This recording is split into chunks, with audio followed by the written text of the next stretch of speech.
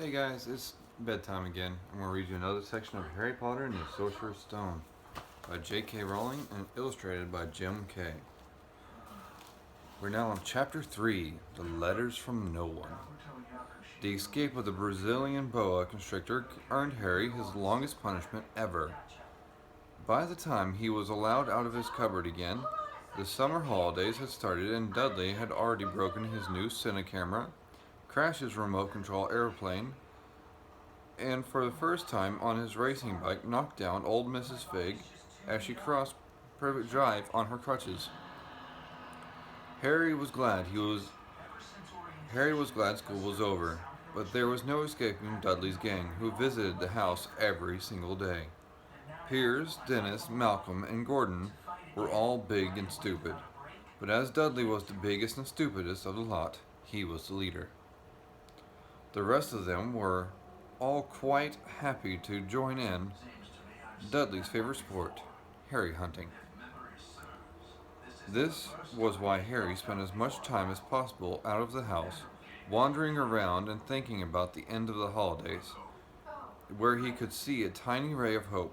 When September came, he would be going off to secondary school, and for the first time in his life, he wouldn't be with Dudley. Dudley had a place at Uncle Vernon's old school, Smeltings. Pierce Polkus was going there too. Harry, on the other hand, was going to Stonewall High, the local comprehensive. Dudley thought this was very funny. They stuff people's heads in down the toilet first day at Stonewall, he told Harry. Want to come upstairs and practice? No thanks, said Harry. The poor toilet's never had anything as horrible as your head down it. It might get sick. Then he ran before Dudley could work out what he'd said. One day in July, Aunt Petunia took Dudley to London to buy his Smeltings uniform, leaving Harry at Mrs. Figg's. Mrs. Figg wasn't as bad as usual. It turned out she'd broken her leg tripping over one of her cats, and she didn't seem quite as fond of them after. She let Harry watch television and gave him a bit of chocolate cake that tasted as though she'd had it for several years. That evening, Dudley paraded around the living room for the family in his brand new uniform. Smelting's boys wore maroon tailcoats, orange knickerbockers, and flat straw hats called boaters. They also carried knobbly sticks, used for hitting each other while the teachers weren't looking. This was supposed to be good training for later in life. As he looked at Dudley in his new knickerbockers, Uncle Vernon said gruffly that it was the proudest moment of his life. Aunt Petunia burst into tears and said she couldn't believe it was her icky Dudleykins.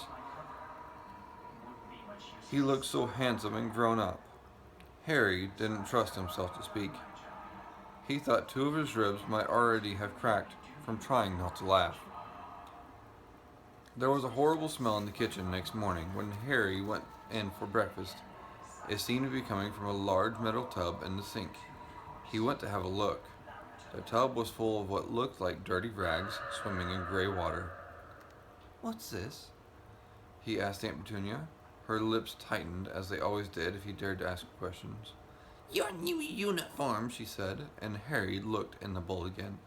Oh, I didn't realize it had to be so wet. Don't be stupid. I'm dyeing some of Dudley's old things gray for you. It'll look just like everyone else's when I'm finished. Harry seriously doubted this, but thought it was best not to argue. He sat down at the table and tried not to think about how he was going to look on the first day of school at Stonewall High. Like he was wearing bits of old elephant skin, probably. Dudley and Uncle Vernon came in, both with wrinkled noses because of the smell from Harry's new uniform. Uncle Vernon opened his newspaper as usual, and Dudley banged his smeltings stick, which he carried everywhere, on the table. They heard the click of the letterbox. Oh, there's Dudley in his uniform, and the page for the first of the chapter. No pictures on this page. The flop of the letters on the doormat. Get the post, Dudley. Get the post, Dudley, said Uncle Vernon from behind his paper. Make Harry do it. Get the post, Harry. Make Dudley do it. Poke him with your smelting stick, Dudley. Harry dodged the smelting stick and went to get the post. 3 things lay on the doormat. A postcard from Uncle Vernon's sister Marge, who was holidaying on the Isle of Wight, a brown envelope that looked like a bill, and a letter for Harry? Harry picked it up and stared at it, his heart twanging like a giant elastic band. No one ever in his whole life had written to him. Who would? He had no friends, no other relatives. He didn't belong to the library, so he'd never even got a rude note asking him for books back. Yet here it was, a letter, addressed so plainly there could be no mistake. Mr. H. Potter, cupboard under the stairs, 4 Privet Drive, Little Winging, Surrey.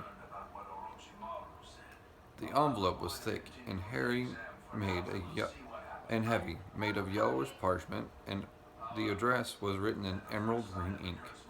There was no stamp. Turning the envelope over, his hand trembling, Harry saw a purple wax seal bearing a coat of arms, a lion, an eagle, a badger, and a snake, surrounding a large letter H. Hurry up, boy, shouted Vernon from the kitchen. What are you doing, checking for letter bombs? He chuckled at his own joke. Harry went back to the kitchen, still staring at his letter. He handed Uncle Vernon the bill and the postcard, sat down, and slowly began to open the yellow envelope. Uncle Vernon ripped open the bill, snorted in disgust, and flipped over the postcard. Marge is ill, he informed Aunt Petunia. Ate a funny whelk. Dad, Said Dudley suddenly. Dad, Harry's got something.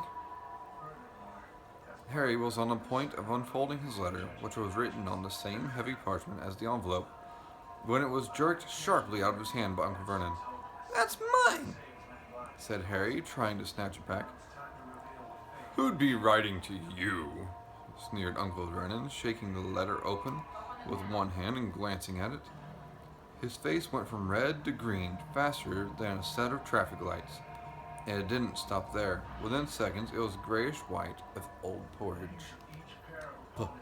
Petunia, he gasped. Dudley tried to grab the letter and read it, but Uncle Vernon held it high out of his reach. Aunt Petunia took it curiously and read the first line. For a moment, it looked as though she might faint. She clutched her throat and made a choking noise. Vernon, Vernon, oh my goodness, Vernon. They stared at each other, seeming to have forgotten that Harry and Dudley were still in the room. Dudley wasn't used to being ignored. He gave his father a sharp tap on the head with his smelting stick. I want to read the letter, he said loudly. I want to read the letter, said Harry furiously, as it's mine. Get out, both of you, croaked Uncle Vernon, stuffing the letter back inside his envelope. Harry didn't move. I want my letter, he shouted.